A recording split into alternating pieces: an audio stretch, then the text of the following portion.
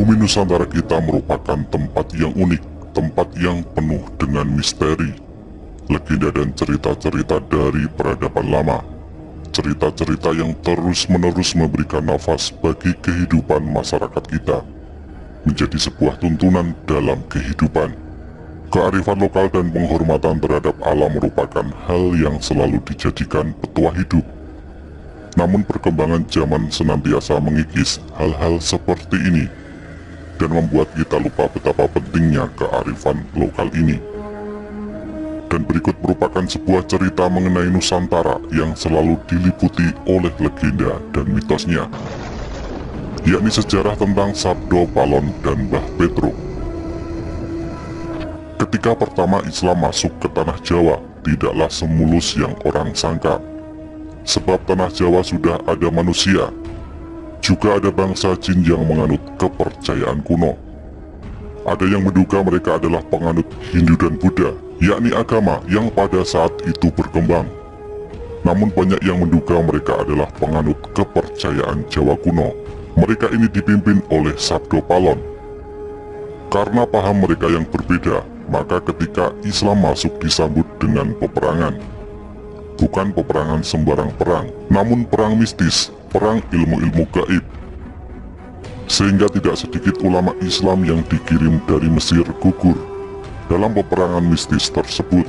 Dalam wadah kasar mereka tewas karena tersapu gelombang pasang, semacam tsunami dan sebagainya. Perang itu berlanjut dengan banyaknya jatuh korban di kedua belah pihak.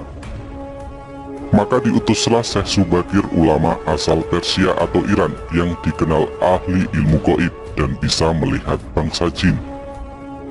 Dengan kedatangan Syekh Subakir, benteng pertahanan Sabdo Palon yang super ketat dapat ditembus, dan banyak bangsa jin atau manusia pengikut Sabdo Palon yang binasa. Melihat keadaan yang tidak menguntungkan itu, Sabdo Palon mengadakan gencatan senjata. Dia mengajak Syekh Subakir berunding dan menghentikan perang. Syekh Subakir menerima ajakan tersebut dengan tangan terbuka, karena dia juga melihat jalan perundingan jauh lebih baik daripada melanjutkan pertempuran yang tidak ada gunanya. Kemudian terjadilah kesepakatan antara Syekh Subakir dengan Sabdo Palon. Isi kesepakatan itu antara lain, Islam boleh berkembang atau disebarkan di tanah Jawa, tetapi tidak boleh dilakukan dengan pemaksaan. Islam harus menghormati dan menghargai budaya, adat istiadat setempat. Islam tidak boleh memaksa orang yang berbeda keyakinan untuk memeluk agama baru tersebut. Dan kalau orang Islam yang memimpin atau jadi pemimpin harus mengayomi semua orang, semua agama dan semua kepercayaan, dan menjunjung tinggi kearifan lokal. Dan sejak saat itu Sabdo Palon bersama pengikutnya termasuk Mbah Petruk Moksa. Mereka hilang dari pandangan umum dan tidak mudah dilihat oleh manusia biasa. Hanya mereka yang memiliki kelebihan dan paham ilmu gaib yang dapat melihatnya. Sebelum menghilang, Sabdo Palon sempat berpesan kepada Syekh Subakir bahwa suatu ketika dia, Sabdo Palon atau pengikutnya Mbah Petruk akan kembali menunjukkan jati dirinya kalau pemimpin negeri ini tidak amanah, tidak mencintai rakyat, hanya berbuat untuk kesenangan dirinya dan kelompoknya saja, sementara membiarkan rakyat dalam kesengsaraan dan penderitaan. Kemunculan Sabdo Palon dan para pengikutnya Mbah Petruk untuk menagih janji, sekaligus mengingatkan agar para pemimpin negeri ini segera sadar, ingat rakyat dan ingat bangsa. Kalau tidak, selain akan banyak lagi bencana yang akan melanda negeri ini, mereka para pemimpin pada gilirannya juga akan menerima bencana. Bahkan bencana yang akan menimpa mereka lebih dahsyat, lebih mengerikan dan menakutkan. Inilah serat Sabdo Palon, penguasa gaib tanah Jawa. Serat yang pertama. Podo siro ngelingono carito ing uni-uni kang kocap ing serat babat-babat nagari Mojopahit. Nalika duki nguni Sang Abrawijaya, Prabu Pansamyo pepanggihan kalian jeng Sunan Kali Sabdo Palon Noyo Genggong Rencangiro. Ingatlah kalian semua akan cerita masa lalu yang tercantum di dalam babat sejarah babat negara Majapahit. Ketika itu Sang Prabu Brawijaya tengah bertemu dengan Kanjeng Sunan Kalijaga. ditemani oleh Sabdo Palon dan Noyo Genggong. Serat yang kedua, Sang A Prabu Brawijaya Sabdaniro Arumanis nuntun dateng Punokawan Sabdo Palon. Paran karsi jeneng ingsun sapuniki wus ngeraso agama Rasul. Hehta kakang manira meluwo agama suci, luweh becik iki agama kang mulya. Sang Prabu Brawijaya berucap dengan lemah lembut, mengharapkan kepada kedua Punokawan atau pengiring dekatnya, tapi Sabdo Palon tetap menolak. Diriku ini sekarang sudah memeluk agama Rasul, yaitu Islam. Wahai kalian kakang berdua, ikutlah memeluk agama suci, lebih baik karena ini agama yang mulia.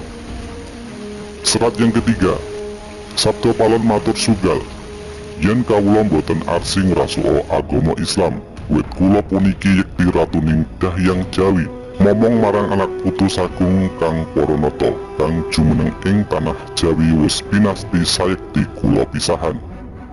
Sabdo Palon mengaturkan kata-kata agak keras, hamba tidak mau memeluk agama Islam, sebab hamba ini sesungguhnya Raja Dahyang, penguasa gaib tanah Jawa, memelihara kelestarian anak cucu penghuni tanah Jawa, serta semua para raja yang memerintah di tanah Jawa. Sudah menjadi suratan karma, wahai Sang Prabu, kita harus berpisah. Serat yang keempat, kelawan paduka Sang Nata wangsul maring Sunyaruri, mung kula matur pitungna ing benjang. Sak pungkur mami yen wis prapta kang wanci jangkep gangsal atus taun wit ing dinten punika, kula gantos agami Gomo Budi kula sebar ing tanah Jawa. Dengan paduka wahai Sang Raja, kembali ke Sunyaruri, alam kosong tapi berisi, alam yang tidak ada tapi ada. Hanya saja saya mengaturkan sebuah pesan agar paduka menghitung. Kelak sepeninggal hamba, apabila sudah datang waktunya, genap 500 tahun mulai hari ini, akan saya ganti agama di Jawa, agama Budi akan saya sebarkan di tanah Jawa. Serat yang kelima, sinten tan purun ngagoyo yekti kula rusak samisun saja akan, putu kula berkasakan rupi-rupi dereng lego, kang ati yen durung lebur atempur. Kula damel pratondo-pratondo tembayan mami hardi merapi yen wis njebluk mili lahar. Siapa saja yang tidak mau memakai akan saya hancurkan. Akan saya berikan kepada cucu saya sebagai tumbal, makhluk halus berwarna-warni. Belum puas hati hamba apabila belum hancur lebur, saya akan membuat pertanda sebagai janji serius saya.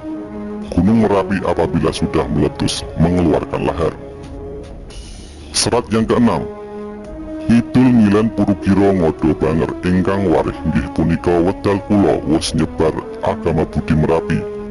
Janji mamai anggegereng jagat satuhu karsanireng. Jawata sadaya gilir gumanti, boten kenging kalamunta kawahan. Ke arah selatan barat mengalirnya, berbau busuk air laharnya, itulah waktunya. Sudah mulai menyebarkan agama Budi. Merapi janji saya, menggelegar seluruh jagat, kehendak Tuhan, karena segalanya pasti akan berganti, tidak mungkin untuk dirubah lagi. Serat yang ketujuh, sangat-sangat ting sangsara kang tuwu ing tanah Jawi, sinengkalan tahunira lawan sabto, ngesti aji upami nyabarang kali. Prapteng tengah-tengahing kaline banjir bandang, jeroning ngelepno jalmi kathah sirna manungsa prapteng pralaya. Sangat-sangat sengsara yang hidup di tanah Jawa. Perlambang tahun kedatangannya, seandainya menyeberangi sebuah sungai. Ketika masih berada di tengah-tengah, banjir bandang akan datang tiba-tiba. Tinggi air mampu menenggelamkan manusia, banyak manusia sirna karena mati. Sabdo Palon dan Noyo Genggong adalah penuntun gaib yang mewujud. Beliau berdua senantiasa hadir mengiringi raja-raja Jawa zaman Hindu-Buddha. Beliau berdua pergi meninggalkan tanah Jawa semenjak keruntuhan Majapahit pada tahun 1400 Saka atau 1478 Masehi, terkenal dengan Surya Sangkala yang sangat populer di Jawa, yaitu Sirna Ilang Kertaning Bumi. Kalimat Kertaning Bumi diambil dari nama asli Prabu Brawijaya Pamungkas, yaitu Raden Kertabumi. Janji kedatangan beliau berdua diucapkan di Belambangan ketika Majapahit hancur diserang oleh pasukan Demak Bintoro. Prabu Brawijaya meloloskan diri ke arah timur, hendak menyeberang ke Pulau Bali, namun masih bertahan sementara di Belambangan atau Banyuwangi sekarang. Raden Patah, pemimpin Demak Bintoro, merasa bangga telah menghancurkan Majapahit yang dia anggap sebagai negara kafir. Serta-merta setelah mendengar kabar berhasil dikuasainya Majapahit oleh tentara Islam, Raden Patah datang dari Demak ingin melihat langsung keadaan Majapahit yang berhasil dihancurkan. Setelah itu, dengan bangga beliau meneruskan perjalanannya ke pesantren Ampel Denta, hendak mengabarkan keberhasilan tersebut. Namun ternyata Nyi Ageng Ampel, istri almarhum Sunan Ampel, malah mempersalahkannya. Nyai Ageng Ampel mengingatkan bahwa dulu semasa Sunan Ampel masih hidup, beliau pernah berpesan bahwasanya jangan sekali-kali murid-murid beliau ikut campur masalah politik atau malah berani merebut kekuasaan Majapahit. Bahkan Nyai Ageng dengan tegas menambahkan, Raden Patah telah berdosa 3 hal. Dosa yang pertama adalah kepada guru, yaitu melanggar wasiat Sunan Ampel. Dosa yang kedua kepada ayah, karena Prabu Brawijaya adalah ayah kandung dari Raden Patah.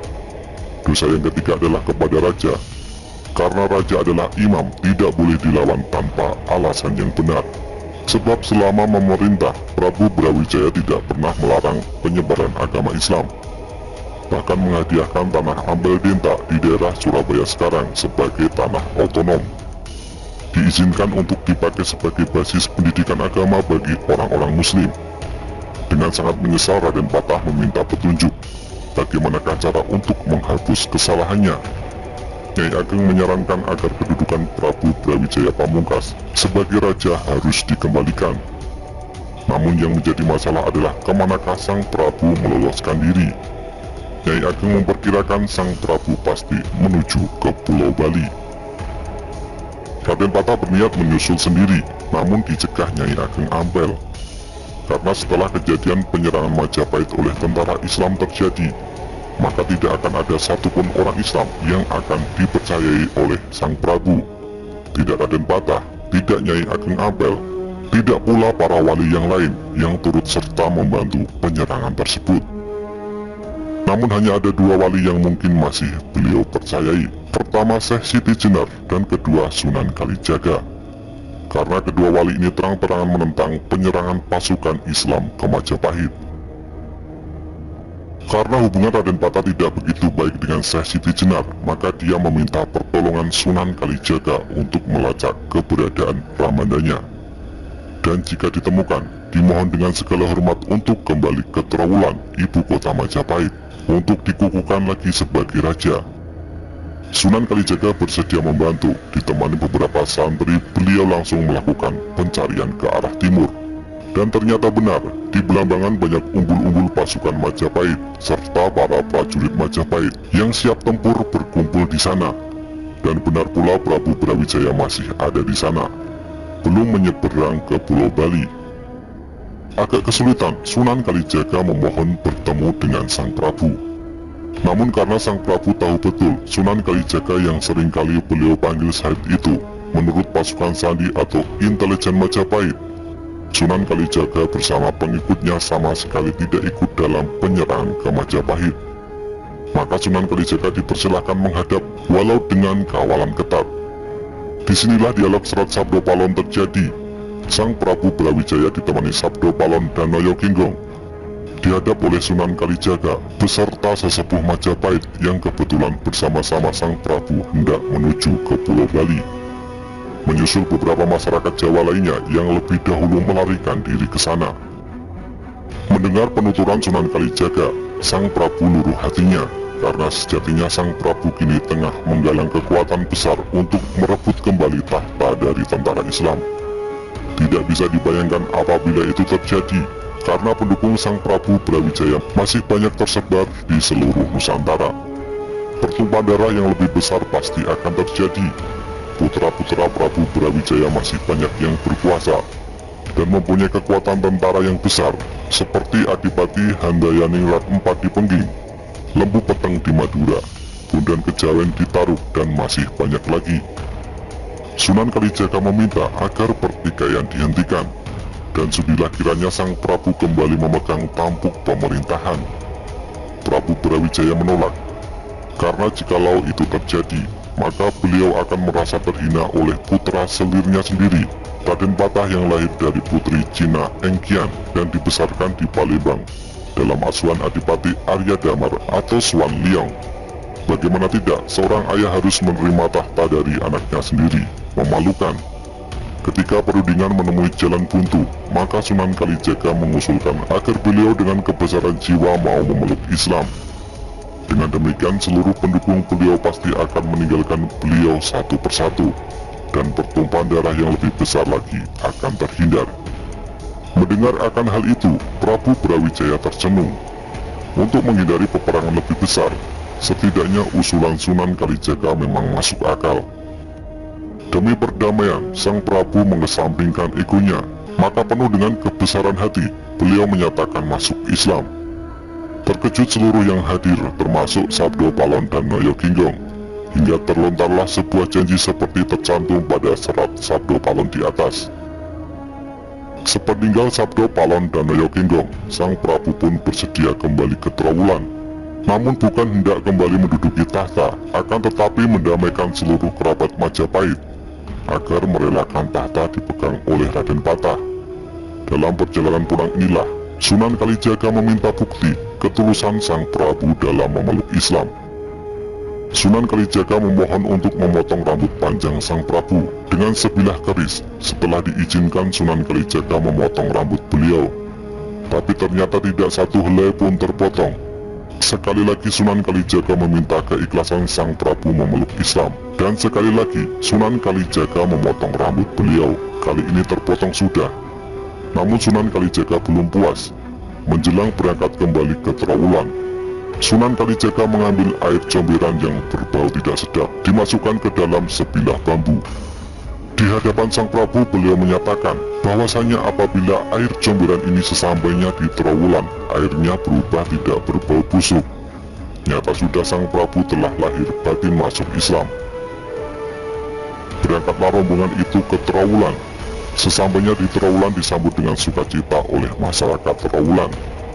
Air dalam bila bambu dicurahkan oleh Sunan Kalijaga, dan ternyata bau busuknya hilang, bahkan airnya berubah jernih.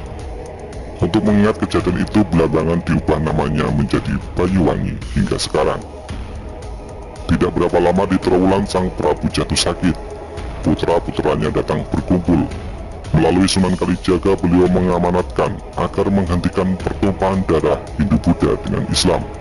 Biarkanlah Raden Patah bertahta sebagai raja di Jawa, walau sebenarnya keturunan dari Penginglah yang lebih berhak.